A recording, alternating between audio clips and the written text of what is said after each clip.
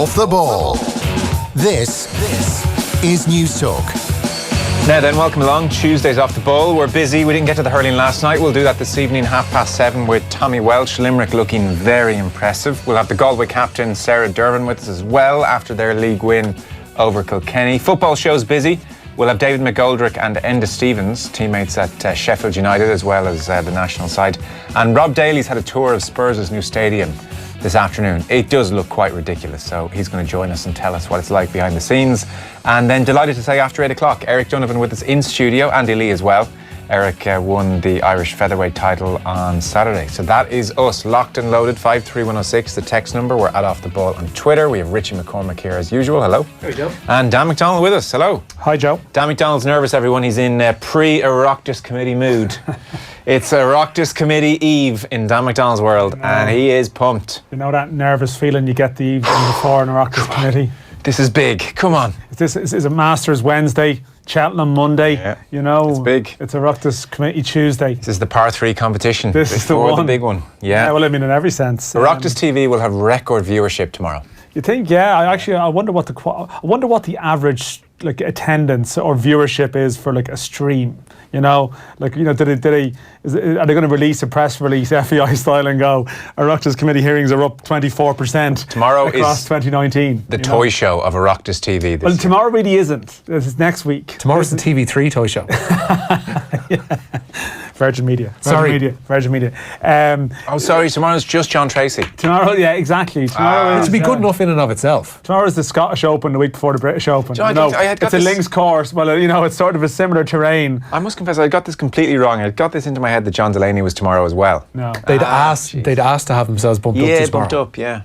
So he's the 10th, isn't he? Yeah. Still the 10th. Still the 10th. Okay. He's going to be talked about rather than talked to tomorrow. It is better to be talked about than not talked about. Tomorrow's going to raise a lot of questions for John Delaney a week later, essentially. Yeah, you'd think so, although I don't know, I'm sort of reluctant to make confident declarations about anything. TV3 Do you know the one they have on, Ireland AM? How dare you? There was one that Joe will be presenting it. Brian McFadden presented it one year. He did, yeah. Well, that'll be you next, Joe. The next McFadden. The next logical step. Yeah. Now with Christmas just around the corner. Very good. Okay. Pushing a child on a scooter out of the camera shot. We've got a parent on hand. She started crying again.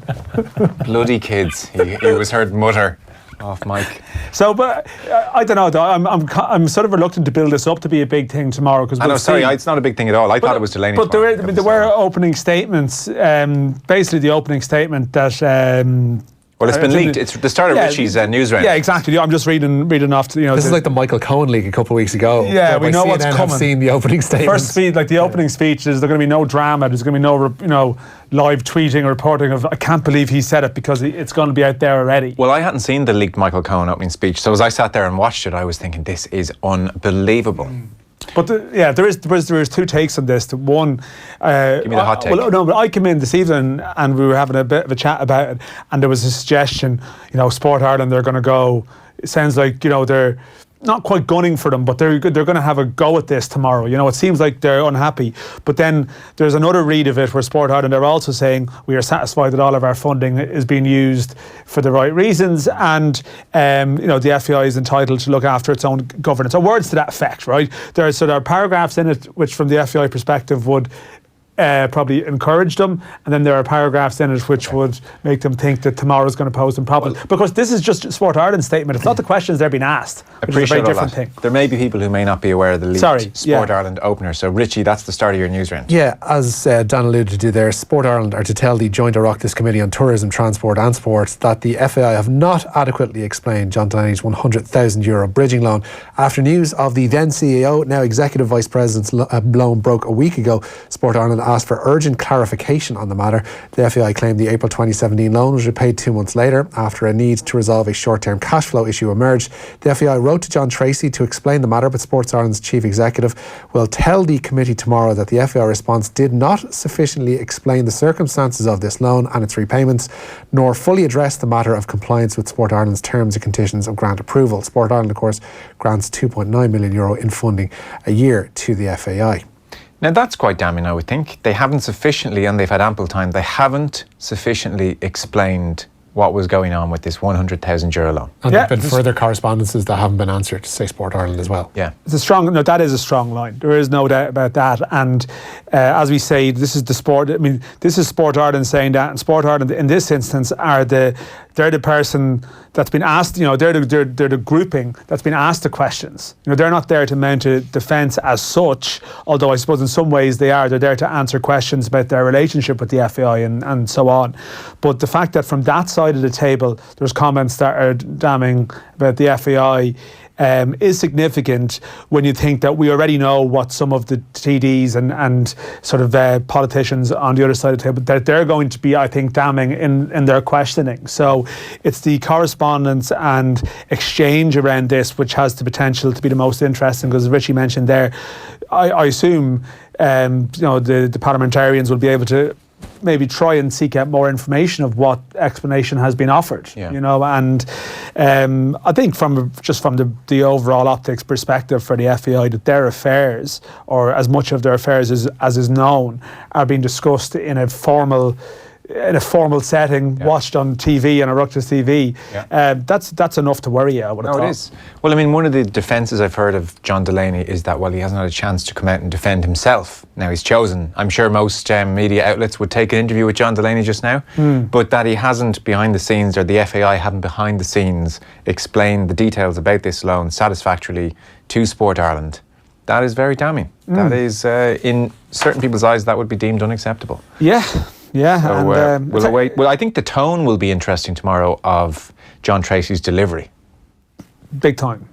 And the tone of the questioning and the response to the question. Because as I say, to be fair, there are statements, there are comments within the Sport Ireland statement that I think the FAI would seize upon as a positive. To say, well, there's no questions being raised about the use of state funds in any sort of improper manner. The Sport Ireland have said that this is not something they're concerned about. They're satisfied about this. So, the FAI will be heartened by that side of it. But there's obviously, in some ways, there's a trial run element to this for people who, because we've had discussions here about, how useful are these inquiries? We've watched the one before where John Delaney and the other heads were in, and the questioning and the manner of it was in parts a bit fawning, in parts, it was certainly unsatisfactory, I think, is a fair way of describing it. Absolutely lacked any direction. Exactly. So, and sometimes the parliamentarians, the committee, they just ask all their questions in a go, and it's quite formulaic, and it doesn't really have a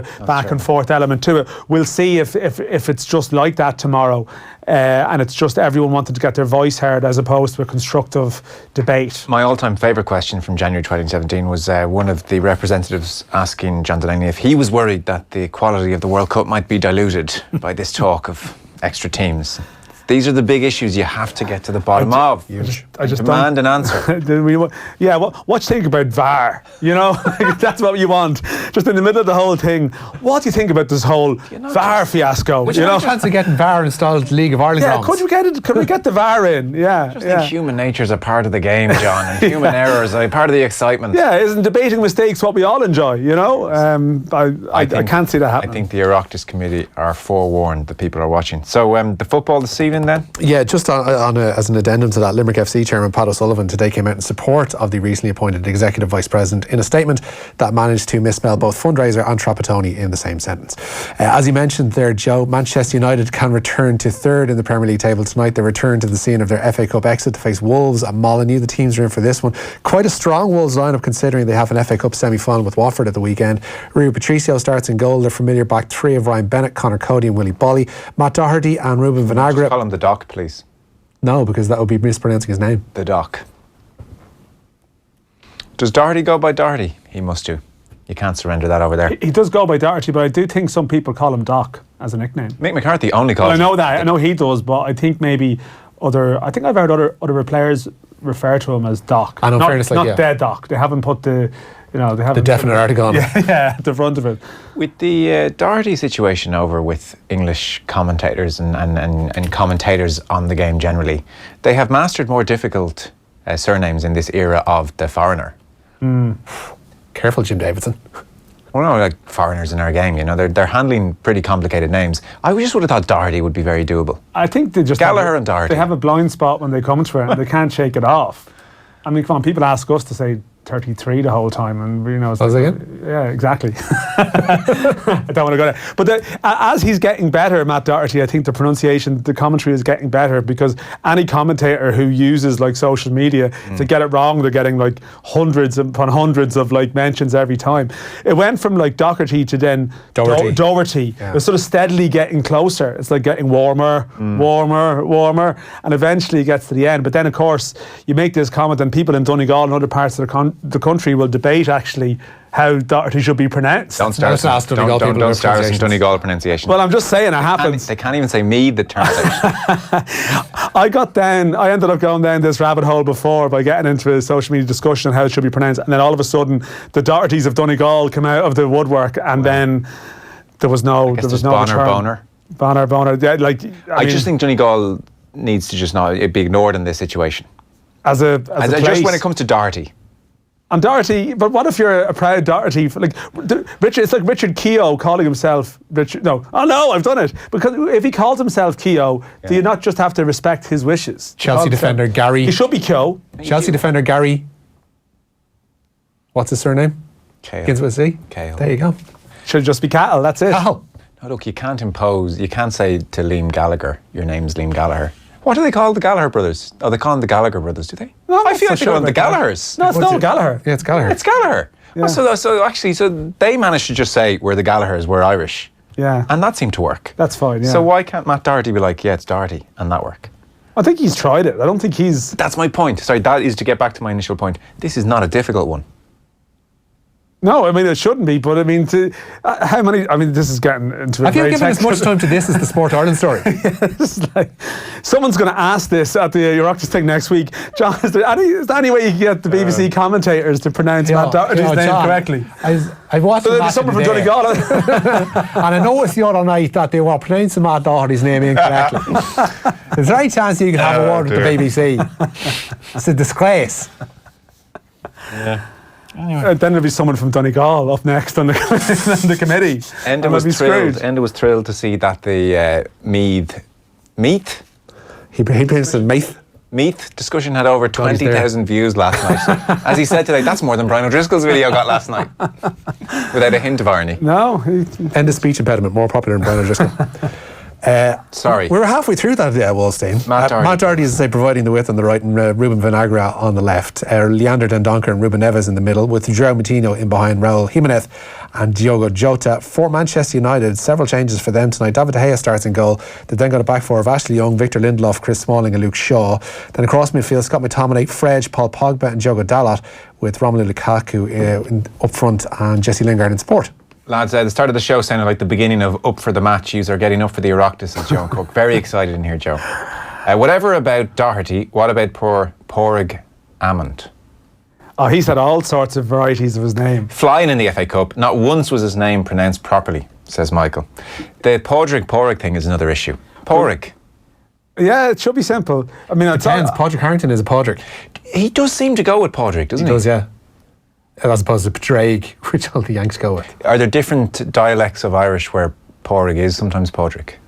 Couldn't tell you for sure, but I think both are accepted. Yeah, but Pádraig Amond has been Amond. He's been all like you genuinely wonder if people think that this is a French player at times, you know, and he's pronounced with a very deliberate, you know, the last syllable is like stressed to the nth degree, you know. It shouldn't be because there's no E at the end. I know, but he's had that over time, you know. From some people here as well. Well, that's very true. But it's the same with like Irish racehorses with Irish names get mangled consistently, but then the French name comes along and is like precisely pronounced, you know. There's a fair point in. I think I'm going to climb down off my high horse here. The name Doherty originates in Inishan Buncrana. But I think that point was made by some of the Donegal Dohertys. All right, okay. Dohertys. So how did the Donegal folk go with Doherty? You lot. Doherty. Yeah. I worked with a Doherty from Donegal and she pronounced it Doherty. So Doherty's the same in Donegal. Okay. Doherty. Yeah, Doherty. But this Doherty business. The Doherty business is ridiculous. Nobody's business. Doherty. Lads, people are struggling with Hurling as well. Well, I think I see now that's Now, been, that is deceptive. but it also comes down to what the person's or like family's preference is in some respects. Yeah. Like Patrick Houben at Dundalk, everyone calls it Hoban, but he's Houben. So if George Hamilton says, Not though. but George Hamilton says, I hate to break it to him. It's Hoban. If George Hamilton or some commentator on the TV says Houben, he'll get loads of messages. Well, he doesn't understand, but he's actually gone to the player and said, "What do you want?" It was What like would you prefer? He was like George during Valencia's run in the late 90s, early 2000s. Found out that John Carew's surname is actually pronounced Korev, and went with that for a while until they were getting complaints. And George was just like, "Oh, come on, you're taking the piss here." Yeah. Yeah. There's a fella who often tweets Golf Weekly and texts into the show sometimes. It's that fella who often treats Golf Weekly. But his name is Emmett Keane, as in it's spelt the same way as Roy Keane. Yeah. But he is insistent it's pronounced Kane. Yeah, is that a Limerick thing? Oh, that's definitely Limerick. That's a regional thing. Yeah. I've had to explain to him several times, he's just wrong. He's Keane. The Sean Kane, the singer, and Dolores Kane are both spelled Keane, and they go with Kane pronunciation. It's very tricky business. But that's why I'm not going any further than saying there's no excuse for Docherty. Oh, that is preposterous. But that's based on their own knowledge of the Scottish interpretation of it, which would be a CH, as in Tommy Docherty. Yeah. But there's no C in Matt Doherty's name. No, it's not. They're just being wrong, Yeah. as usual. I just don't understand how they've been so wrong for so long. We agree on that, do we? I think we do agree. All on right, that, that's yeah. all I wanted from Look you. at what's going on in Parliament, Joe, and ask yourself the same question. Yeah. Were there people naked in Parliament yesterday? There were, Or did yeah. I- It was, yeah. It was an environmental protest rather than a Brexit one. Right. But there was a lad's arse cheeks pressed up against the glass. Good crack. I'm sorry, did I see Was it? someone got in trouble for saying arse? Piers Morgan. You can say arse, surely. No. Oh, they're very touchy about it on UK TV. No, Piers Morgan it got in trouble this morning for saying Good. arse. That's grand then. He can get in trouble. What's He's a the pox. mid-morning English TV correct term? Backside. Bottom. Bottom, surely. Bottom. Surely it's bottom, yeah. Very British. Boom.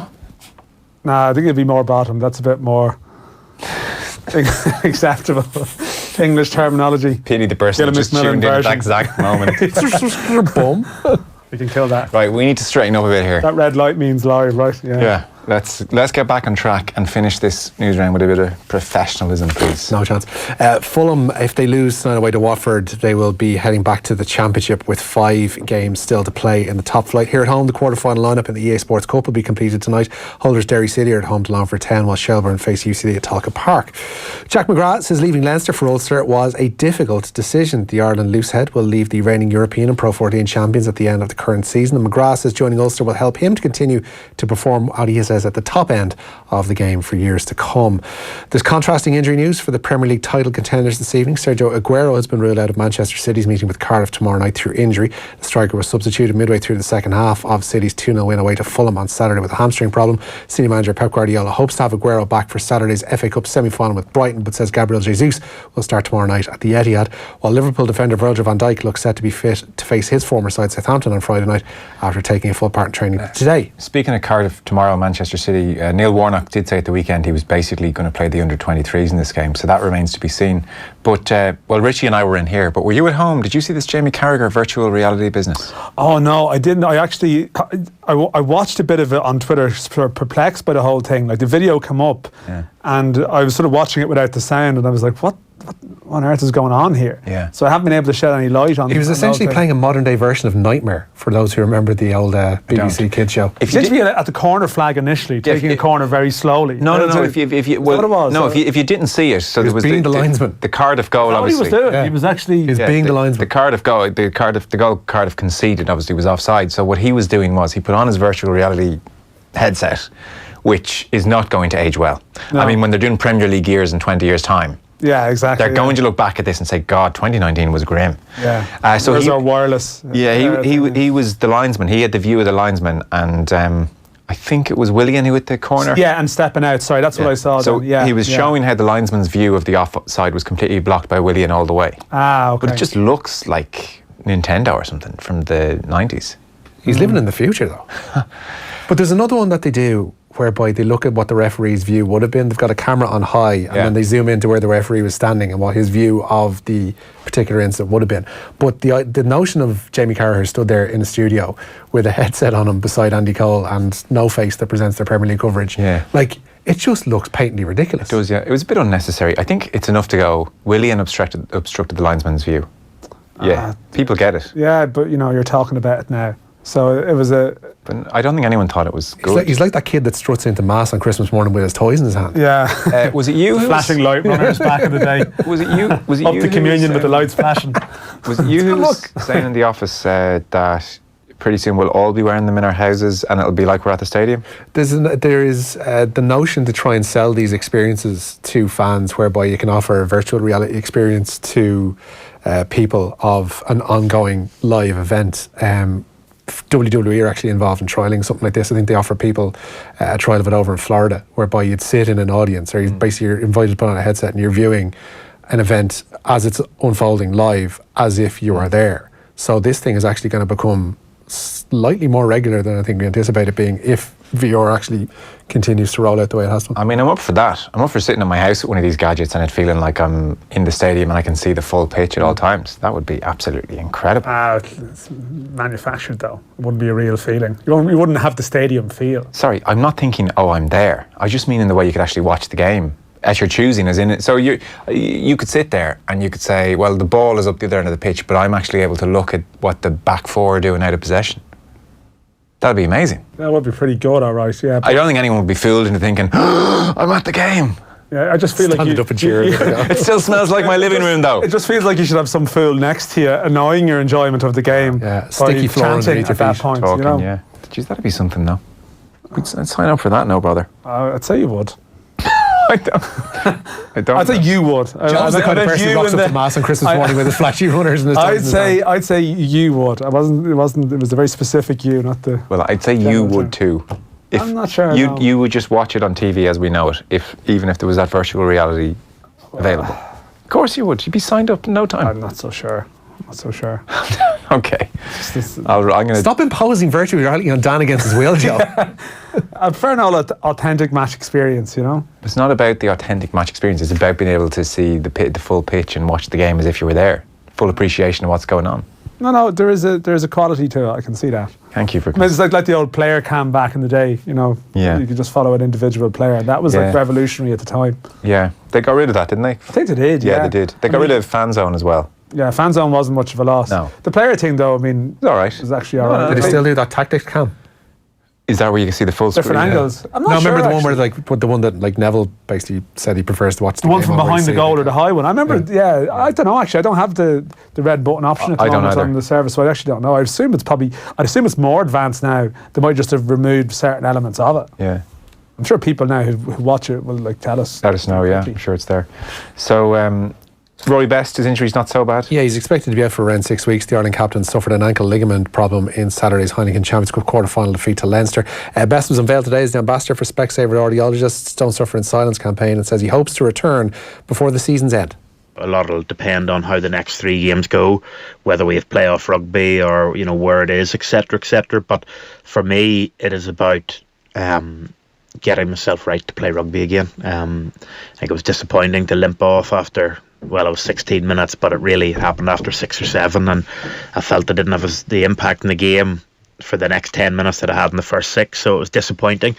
But I want to get back playing rugby. That's what we all, I don't want to wait until August or September to play another rugby match. I want to get back as quickly as I can to play rugby and hopefully be part of an Ulster team that can push on and be better than we were on Saturday in terms of a result in a knockout game. Meanwhile, Munster legend Ronan O'Gara has backed Jacob Stockdale to recover from his error at the Aviva on Saturday. The Ulster winger failed to touch the ball down properly when it appeared he was set to score a try. Ulster went on to lose the quarter-final 21-18, but O'Gara told this morning's OTB AM that Stockdale's fumble reminded him of his own performance in Munster's 9-8 Heineken Cup final loss to Northampton back in the year 2000.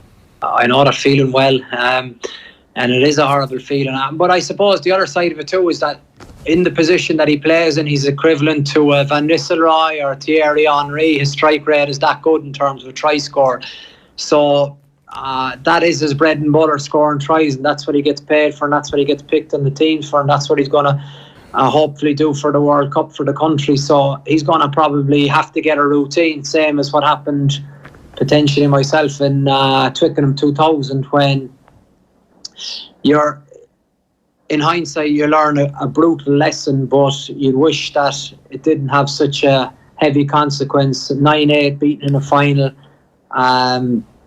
Scored 0 points, kicked 0 out of 4 in a high-pressured game, which ultimately deprived great teammates of a Heineken Cup medal. And, I think you can go one or two ways. As a kicker, it's probably a little bit different, but I think for me, it was... I got great advice from Keith Wood. It was kind of pressure would strike again, but it might only hit you once a season. And you can brush it under the carpet, or you can take the lessons out of it. And basically, you got to have a technique that's bulletproof that you can call on, because you can get away with it in the pool stages, get away with it maybe quarter-final, and ultimately Jacob didn't get away with it in this game, but it didn't. I don't think it cost Ulster the game. Now, Shane O'Donnell. Yeah, Clare have been handed a boost ahead of the Munster Hurling Championship with the news that he's returned from Harvard, having been awarded a Fulbright scholarship at the Massachusetts University last year.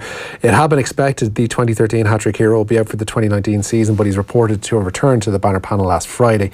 Clare begin their Munster campaign against Waterford at Welsh Park on May the 12th. Tottenham manager Mauricio Pochettino's left the defence of his goalkeeper Hugo Lloris. The French World Cup winning captains come in for intense scrutiny following the howler that led to Liverpool's winner over Spurs at Anfield on Sunday. There have been calls for Lloris to be replaced by Paulo Gazzaniga, but Pochettino insists Lloris will lead the team out when Spurs play their first game at their new stadium tomorrow night. He's my captain. He's one of the best keeper on the world. That is no doubt. All we talk when something happen or someone miss in front of the goal, the last touch, or in that case, because I think it was a situation that was a little bit unlucky for him, the situation, and then the lack of reaction of maybe our player happened that we consider goal. But it's no doubt that Hugo is one of the best, and he's going to be tomorrow on the goal.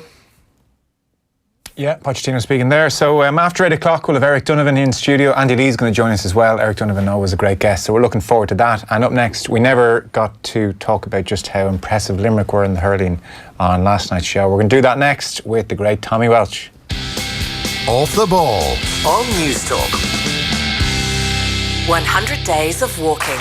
Wednesday, April 10th is not just any old day, it's day 100. Thousands of us have been pounding the pavements up and down the country since day one on January 1st. I do about a 30-minute walk a day. Every day I go out for a walk and it's absolutely brilliant. And to mark our 100th day of walking, let's come together, walk together and celebrate together at Herbert Park in Dublin. It's really great to have a specific goal. 100 days of walking on Lunchtime Live. Register now at newstalk.com/events and join us on day 100 on Wednesday, April 10th at 6 p.m. Get out there, find what suits you. Certainly it's great for the mental health. At 67 family-owned expert electrical stores nationwide, for this launch we aren't cutting ribbons. Dyson's new V11 takes cord-free vacuums to another level. Twice the suction at the cleaning head, power optimization to deep clean any surface. Cut the cord! Ask your local expert about the Dyson V11 or visit expert.ie today. Imagine carefree days by the ocean. Days where you don't have to worry about a thing. While you snuggle up in your Trump Doombeg suite and watch the waves roll in. Let the wind take your breath away as you stroll along Duckmore Beach. Then step in from the roar of the wild Atlantic Ocean and linger for longer by an open fire. Escape to West Clare. For our best offers, visit trumphotels.com/Ireland. Trump Doombeg by the ocean. Introducing our new Inspired by Centra range, expertly created with the best quality ingredients. Even if you're short on time, your meals can always be big on taste. Make mealtimes magic. Centra. Live every day. Off the Ball. This is Newstalk. Now, welcome back. We didn't get a chance to touch on the weekend's hurling yesterday, so we're making amends this afternoon. Limerick very much underlined their All-Ireland credentials in fine fashion on Sunday. To discuss, we have Tommy Welch with us. Evening, sir. Good evening, Joe. How are you? Yeah, good. Just getting ready for club month now, Joe, so all excitement around the clubs around the country. Best month of the year. That's great. Well, we're lucky enough this year. We have 3 matches up as far as, say, the 20th of May. So it's definitely exciting for the club players in Kilkenny, I think, the next couple of weeks. Good. Well, we must talk to you at the end of it and see how it's working. It seems to be a big success in lots of counties. So an 8-point win for Limerick, 124 to Waterford's 19 points. Kilkenny, the only other county over the last 30 years to follow up an All-Ireland win with a league win. So if nothing else, Limerick have made a real statement of intent here. Yeah, Joe, and I think